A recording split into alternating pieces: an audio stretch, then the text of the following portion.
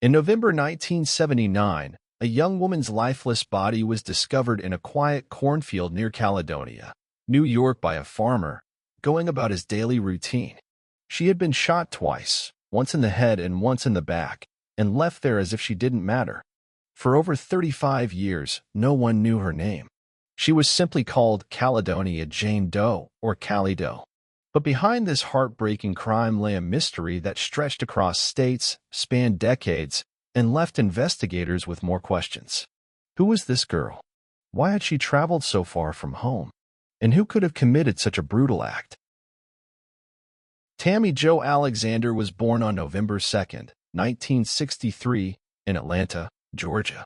From the outside, she seemed like any other teenager, full of energy, curiosity, and dreams for the future. But behind closed doors, Tammy's life was far from simple or happy. She grew up in Brooksville, Florida, where her family faced challenges that no child should have to endure. Her mother, Barbara Jenkins, struggled with addiction to prescription medications and often had emotional outbursts that made their home unpredictable and chaotic. Tammy's biological father wasn't part of her life, and while she lived with her stepfather, it didn't feel like a stable environment for her. For years, Tammy tried to make sense of her world, but at just 16 years old, she decided she couldn't take it anymore. Hoping to escape the pain and start fresh somewhere else, Tammy made the brave yet heartbreaking decision to leave home. She wasn't alone in her journey. Her best friend, Laurel Noel, was by her side during many of these tough times. Together, they shared a bond that gave them strength when things got overwhelming. Sometimes, they would go on spontaneous adventures, even hitchhiking across parts of the country. On one occasion, the two friends traveled all the way to California together. When they arrived, Laurel called her parents, who arranged airline tickets so both girls could return safely to Florida. These moments showed how much Tammy longed for freedom and connection, a chance to live without fear or worry. But unfortunately, her search for peace came with risks she couldn't fully understand. Pamela Dyson, Tammy's half-sister, remembered her as someone who deserved better than what life had handed her. Pamela had a different father and moved in with her grandmother after age 11, leaving Tammy behind in their difficult household. Even though they weren't living under the same roof, Pamela always hoped Tammy had found happiness somewhere else. For decades, Pamela believed her younger sister might have started a new life, a quiet, joyful existence with a loving family of her own. "I thought she just wanted to go away and start all over," Pamela said later. But deep down, there was always a nagging feeling that something wasn't right. Why hadn't anyone heard from Tammy in so long? On the chilly morning of November 10, 1979, a farmer in Caledonia, New York, was going about his usual routine when something unusual caught his eye. Among the rows of corn in his field, he spotted what looked like a red jacket sticking out from the ground. As he moved closer to investigate, his heart sank. It wasn't just a jacket. It belonged to a young woman lying face down in the dirt. This scene was horrifying. She appeared to have been left there carelessly, as if she didn't matter. Investigators soon arrived and began piecing together what had happened. They quickly realized this wasn't where she had died. She had been shot twice, once in the head and once in the back, and then dragged into the field and abandoned like trash. There were no signs of sexual assault, but the brutality of the crime spoke volumes about the person responsible. As they examined the body, one thing became clear. Whoever did this didn't want her to be identified easily. She had no ID on her, and her pockets had been turned inside out, likely to remove anything that could help identify her. But there were other clues. Her tan lines stood out, suggesting she had spent time in a much warmer climate before ending up in upstate New York. Investigators believed she might have come from somewhere like Florida, California, or Arizona, places with plenty of sunshine even in late fall. Unfortunately, heavy rains had fallen on the night of her death, washing away fingerprints, DNA, and other critical evidence that could have pointed them toward her killer. For years, she remained nameless, a tragic figure buried under the name Unidentified Girl at Greenmount Cemetery in Dansville, New York. Her identity was a mystery, and her story seemed destined to fade into obscurity. But deep down, investigators refused to give up. They knew there had to be answers somewhere, even if it took decades to find them. Little did anyone know at the time, advances in technology and the determination of those who cared would eventually bring her identity and the secrets surrounding her death back into the spotlight. What started as a cold case with no leads would transform into a story of hope and resilience, reminding everyone that justice is never truly out of reach. The days turned into weeks, and the weeks into months. The investigation into the murder of Caledonia Jane Doe hit one roadblock after another. Investigators worked tirelessly, following up on thousands of tips from people who thought they might have information about the case. Some callers claimed to recognize her from photos released to the media, while others thought they had seen someone matching her description in nearby towns. But none of these leads panned out. The trail went cold, and the young woman's identity remained a mystery. Just when it seemed like the case might never be solved, a shocking confession came in 1984. Serial killer Henry Lee Lucas, already responsible for dozens of murders across the country, said he was the one who killed her. At first, investigators were hopeful, finally, a break in the case. But as they dug deeper, inconsistencies in his story emerged. His timeline didn't match up, and details he provided about the crime scene were wrong. In the end, his confession was dismissed as unreliable, leaving the case right back where it started, unsolved. For years, it seemed like the young woman's story would remain buried along with her body. But then, something remarkable happened. Advances in forensic science began to change the way cold cases were investigated, and her case was no exception. In 2005, scientists were able to extract DNA from her remains, providing crucial new information that had been impossible to uncover decades earlier. Around the same time, pollen found on her clothing revealed traces of plants native to specific regions of the United States, Florida, California, and Arizona. These discoveries suggested she hadn't always lived in New York. She had traveled, or at least spent time, in places far away from the cornfield where she was found.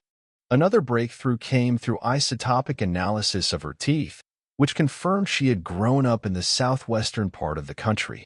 Each clue added another piece to the puzzle, but the picture was still incomplete. Then, in the early 2010s, an artist named Carl Koppelman stepped in to help. Koppelman was known for his work in creating facial reconstructions of unidentified victims, using their skulls to recreate what they might have looked like in life. When he turned his attention to Caledonia Jane Doe, the results were stunning. The reconstructed image showed a young woman with soft features, big eyes, and a hint of a smile. It humanized her in a way that old black and white photos never could. The updated portrait brought renewed attention to the case, sparking fresh interest from both the public and law enforcement. People began sharing the image online, and soon, the case was back in the spotlight. But even with all these breakthroughs, there were still plenty of false leads and red herrings to sort through. One theory centered around Christopher Wilder, a notorious criminal with a history of violent crimes against women. Investigators noticed that the brand of racing jacket Tammy wore matched Wilder's interests. He was a fan of car racing and often wore similar jackets. Could he have been involved? It seemed plausible at first, but further investigation ruled him out as a suspect. Another tip came from someone who claimed to have seen a man driving a tan station wagon near the area where Tammy's body was found. Witnesses described the driver as wearing black wire-rimmed glasses, but despite extensive searches, no solid connection to the crime could be made. Each lead fizzled out, leaving investigators frustrated but determined to keep going. In 2014, something remarkable happened that would change the course of this decades-old mystery. Pamela Dyson, Tammy Jo Alexander's half-sister, and Laurel Noel, Tammy's close high school friend, decided it was time to take action. They had always wondered what happened to Tammy after she disappeared in the late 1970s. For years, Pamela held on to hope that Tammy had simply run away to start a new life somewhere far from their troubled home. But deep down, she couldn't shake the feeling that something terrible might have happened. Together with Laurel, they reached out to the Hernando County Sheriff's Office in Florida, where Tammy had last been seen alive. To their surprise, they discovered that no missing persons report had ever been filed for Tammy. The sheriff's office quickly corrected that oversight, officially documenting her as missing after all these years. Around the same time, another key player entered the story, Carl Koppelman, an artist known for his work on cold cases. Carl had been part of the Websleuths online community, a group of volunteers dedicated to solving unidentified person cases. Back in 2010, he had created a facial reconstruction of Caledonia Jane Doe based on her skull. This reconstruction gave her a face, humanizing her in a way that made people care about who she was and what had happened to her.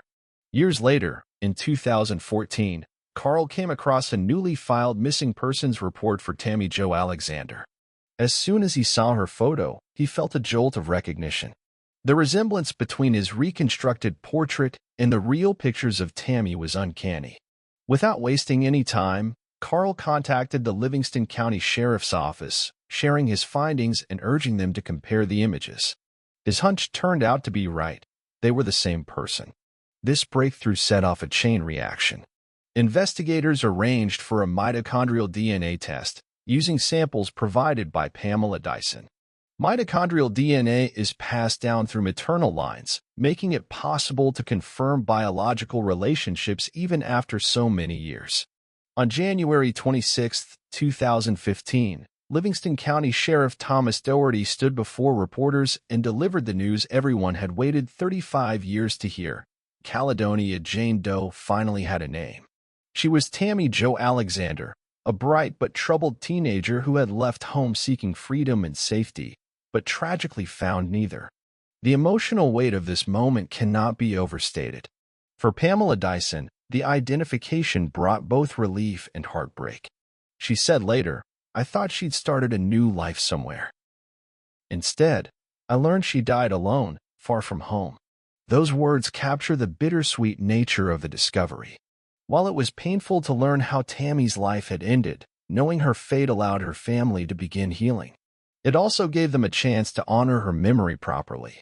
After decades of being buried under the name Unidentified Girl, Tammy could finally have a headstone with her real name on it, a small but meaningful step toward justice. What makes this breakthrough even more inspiring is the sheer amount of effort and collaboration it took to get there. Decades of persistence from law enforcement officers ensured the case stayed active, even when leads ran dry. Advances in forensic science opened doors that once seemed permanently closed, allowing investigators to extract DNA and analyze isotopes in ways unimaginable in 1979. Artists like Carl Koppelman played a crucial role in keeping Tammy's story alive, while everyday citizens like Pamela and Laurel refused to let her fade into obscurity. Together, they proved that solving cold cases isn't just about technology or expertise. It's about people coming together to seek answers and bring closure to those who need it most. Even though Tammy Jo Alexander's identity was finally revealed after 35 years, the person responsible for her murder remains a mystery. Investigators believe the killer used a .38 caliber handgun to end her life, leaving behind a single spent bullet that has yet to be matched to any specific weapon. This detail alone raises countless questions about who could have had access to such a gun and why they chose to use it on Tammy. Evidence also suggests that Tammy likely traveled with her killer along the New York State Thruway before she died. Keychains found attached to her pants, a heart-shaped one with a keyhole cutout and another shaped like a matching key, were sold at vending machines along that very route. It's chilling to think that her final moments might have been spent so close to freedom, only to meet such a tragic fate. After her identification in 2015, tips started pouring in from across the country. People were eager to help solve the case now that Tammy had a name and a story. One promising lead came from a trucker in Tennessee who heard a radio broadcast about Tammy's murder. He remembered seeing something unusual during his travels around the time of her death and shared what he saw with investigators. While this tip gave them hope, it didn't lead directly to the killer. Another focus of the investigation involved male DNA found on Tammy's clothing. Despite extensive testing against national databases, no matches have been made. Whoever left that DNA remains unknown, adding another layer of frustration to an already complex case. As more information came to light, speculation grew about Tammy's relationship with her killer. Was she targeted by a complete stranger, someone she met while hitchhiking or traveling? Or did someone closer to her betray her trust, luring her into a situation where she couldn't escape? These are questions investigators still struggle to answer. Some theories point to the man seen driving a tan station wagon with black wire-rimmed glasses, a person of interest spotted with Tammy shortly before her death. Others wonder if her history of running away made her vulnerable to predators who preyed on young women without strong family ties. For now, these theories remain just that, theories. The truth continues to elude everyone involved. What makes this part of Tammy's story so intense is the emotional toll it takes, not just on her loved ones, but on anyone following the case. You can't help but feel the weight of how close investigators seem to getting to an answer, only for it to slip through their fingers. Sheriff Thomas Doherty and his team refuse to give up, vowing to keep working tirelessly until justice is served. They've re-examined old evidence, followed new leads, and even revisited places Tammy may have been in the days leading up to her death. Every step forward feels like progress, but the finish line keeps moving further away. In June 2015, Tammy Jo Alexander's family gathered for a deeply emotional ceremony at Greenmount Cemetery in Dansville, New York. It was a moment they had waited over 3 decades for, a chance to replace the plain, nameless headstone that simply read, "Unidentified Girl," with one bearing her real name, Tammy Jo Alexander. For her loved ones, it was both a celebration and a heartbreaking reminder of all they had lost. The new headstone marked not just her final resting place, but also a renewed commitment to finding justice for her. Friends, family members, and even strangers came together to honor her memory, sharing stories about who she was and reflecting on the life she should have had. While there was comfort in finally giving her back her identity, the shadow of her tragic death loomed large. This bittersweet event served as a powerful reminder that behind every cold case is a person whose story deserves to be told. Since her identification, Tammy's case has continued to capture public attention. Podcasts like Method and Madness and investigative series such as Finding Tammy Jo have brought her story to thousands of listeners across the country. Journalists, podcast hosts, and true crime enthusiasts have worked tirelessly to keep her case alive, ensuring that it stays in the spotlight. Media coverage has played a crucial role in generating new leads and keeping the investigation moving forward. Every time someone hears Tammy's story, there's a chance they might remember something, a face, a car, or a detail that could help solve the mystery. Her case has become more than just a local tragedy. It's now part of a larger conversation about missing persons, unidentified victims, and the importance of never giving up on seeking justice. But even with all this progress, big questions remain unanswered. Could Tammy's killer have hurt others before or after her murder? Investigators know that some criminals don't stop after one victim, especially if they believe they can get away with their actions. The fact that male DNA found on Tammy's clothing still hasn't matched anyone in national databases raises concerns. Is her killer still out there? Has he claimed other lives? These are chilling possibilities that investigators refuse to ignore. They've poured countless hours into analyzing evidence, retracing Tammy's last steps, and exploring connections to similar cases. Each lead, no matter how small, is followed with hope that it might finally break the case wide open. But this story doesn't end here. There are still unanswered questions, and there's still work to be done. If you have any information, no matter how small it might seem, it could make all the difference in bringing Tammy's killer to justice. The Livingston County Sheriff's Office is actively investigating her case, and they need your help. Whether it's a detail you remember from years ago, a tip about someone connected to the crime, or even something that seems insignificant, please don't hesitate to reach out. You could hold the key to solving this mystery. And if you've been moved by Tammy's story, we ask you to take a moment to share this video with others. The more people who know about her case, the greater the chances that someone will come forward with critical information. Be sure to subscribe to our channel so you don't miss updates on this case or others like it. True crime isn't just about telling stories, it's about seeking truth and fighting for justice. Together, we can honor Tammy Jo Alexander's memory by ensuring her voice is heard and her killer is held accountable. Thank you for watching, and thank you for caring.